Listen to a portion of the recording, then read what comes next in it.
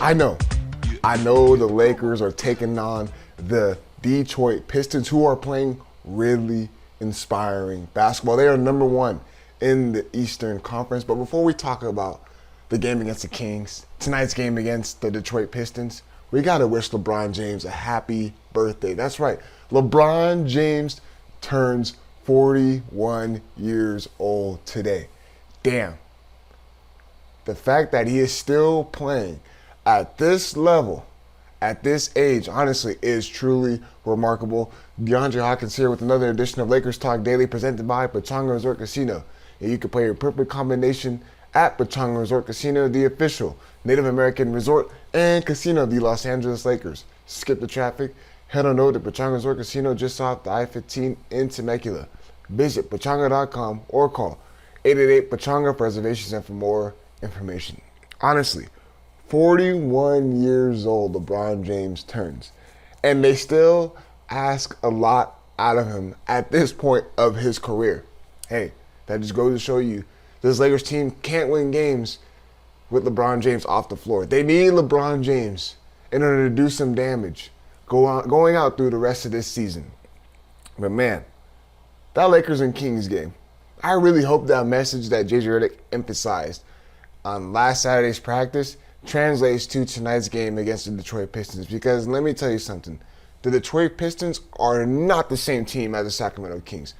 The Kings are a very, very, very dysfunctional basketball team right now, and they are not organized the correct way to even compete at all in the Western Conference, let alone in the Eastern Conference. And they're just a bad basketball team. Let's just keep it honest. They're a bad basketball team. They're 8-24 for a reason. That doesn't knock the Lakers' win. That was a chance for Lakers to regroup, get back into rhythm, look at the stuff that they need to get corrected on, and that is defense, that is limiting second chance opportunities, that is looking to score in other ways than just in half-court offense, maybe getting out and run, that is getting the most out of every single player, starting five, including rotational guys. And we've seen a trend towards the right side. It's only one game, and it was a small sample size. Tonight's game against the Detroit Pistons, a team who gets after it, who is well coached, and they just came off their, they made it to the playoffs last year. They got the same group, number one in the Eastern Conference, and they are fresh off of a 2-game losing streak. They lost against the Jazz, and then they lost a recent matchup against the Los Angeles Clippers. You're telling me that they're not going to come hungry to play tonight against the Los Angeles Lakers? You're tripping. But the Pistons are going to be ready to go. They are well coached. Cade Cunningham, Jalen Duren, Tobias Harris, Asar Thompson. They got guys on that team, man, and they can go deep in the rotation. Guys are going to come in and play. They are going to play hard. They're going to play hard. This is going to be another game that if the Lakers cannot match the Pistons' energy and effort, they are going to lose. Simple as that. If the Lakers come out flat-footed and don't have no energy, no effort, what happened to them on Christmas Day against the Houston Rockets, it's going to be literally identical with the Detroit Pistons. They play hard. And honestly, they got a rising star in Cade Cunningham, and I'm curious to see how the Lakers are going to be able to defend him. But it's not saying Lakers can't beat this team. Lakers can beat this team. And they will if they do the things necessary to do so. Limiting second chance opportunities, getting down in transition, limiting transition buckets. Do not turn the ball over. Like, there's so many things the Lakers give themselves that are self-inflicting wounds that they can correct.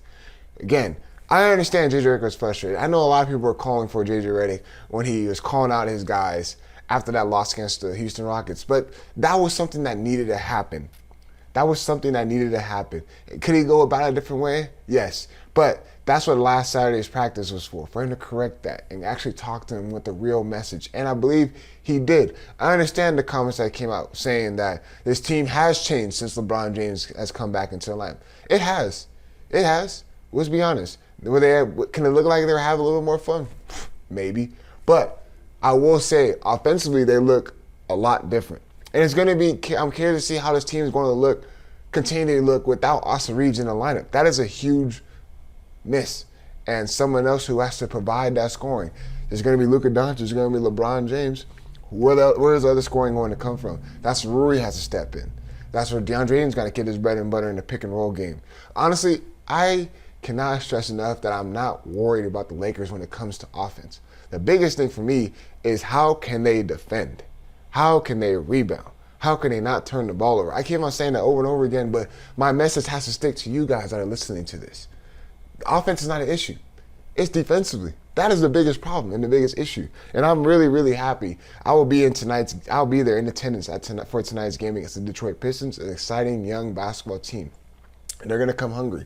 But I want to talk more about JJ Redick's comments on LeBron James and how it has looked a little different since he came back into the lineup. Also, since LeBron James turned 41, I got to get one of my most memorable moments from LeBron James. But we'll do that on the other side. Right after that, my partners at Pechanga give you guys a quick word. At Pechanga Resort Casino, you can rock and roll, sip and slide, twist and shout. Play your perfect combination at Pechanga Resort Casino, official Indian gaming sponsor of the Lakers. I would like to say it was a beautiful thing to see the Lakers not give up 135 points like they did against the Utah Jazz to a team like the Sacramento Kings. I was glad to see them actually defend and honestly punch them in the mouth early and never look back. But I feel that since LeBron James has come back into the lineup, the offense not only has been sticky in his hands, the offense has been sticky in Luka Doncic's hands. And honestly, I get it.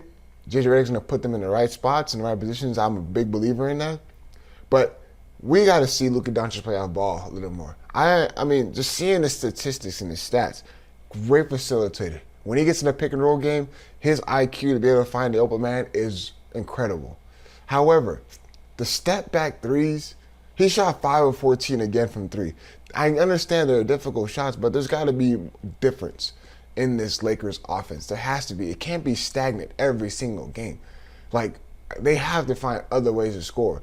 And that's where defense comes into play. However, if you want to get the most out of LeBron James, try getting him off of some down screens. Try getting him off the ball a little more, too. Try seeing when he can come off a back cut. We've seen him run against the Kings. We see that he still has it. When they run, they look good. They look good. Why can't they sustain that every single game? Is it fatigue? Are they tired? They need more guys to come in and out of the rotation? I don't know. But seeing LeBron James dunking like that and put on a dunking clinic against the Kings, why can't he do that against a team like the Pistons? They got to try to find other ways to get him involved without the ball always got to be in star players' hands. That's what makes other teams great. Wemby can play off the ball. Even though he brings the ball up, Shea can bring up the ball. But he can play off the ball as well. Jokic doesn't need the ball in his hands, but he can bring the ball up as well. Like, why can't other guys do that on this Lakers team? Why can't they play off the ball more? So that's when the offense looks a little more fluid. So I get it. Everything has changed defensively, offensively since LeBron James came back into the lineup. But there's got to be a certain point of, all right, we're asking him to do too much. You other guys need to step up as well. But also LeBron James, we can't have that energy and effort. If you're not going to go out there and box out and rebound and try to defend, then we got to have a conversation. Because what I saw that on display on Christmas Day, that can't happen every single game between him and Luka Doncic. Not rebounding, not boxing out their man, not giving no care whatsoever on that end of the floor. That cannot happen. But since LeBron James turned 41, one of my most memorable moments, honestly, I had two. The iconic block by James, of course, against the Golden State Warriors. LeBron James, that block on Iguodala, crazy. But I remember the playoff series when he was on the old Cavs team. Yes, that's what I'm talking about. The Mo Williams, the Zydrunas Ilgauskas, the Anderson Varejao days. That is right. That buzzer beater he had against the Orlando Magic, the one he turned high arc and shot from three, game winner. I was little, and I remember that moment vividly. And honestly, the fact that he is still doing this at this age, we got to understand that it is incredible and it is remarkable that he's still playing at this high of a level at the age of 41. So I'm pretty sure there's going to be a lot of things going on in regards to LeBron James' birthday tonight against the Detroit Pistons. As always, I appreciate you guys tuning in. I will be at Crypto.com Arena tonight for Lakers versus Pistons. As always, I'll talk to y'all tomorrow. We out.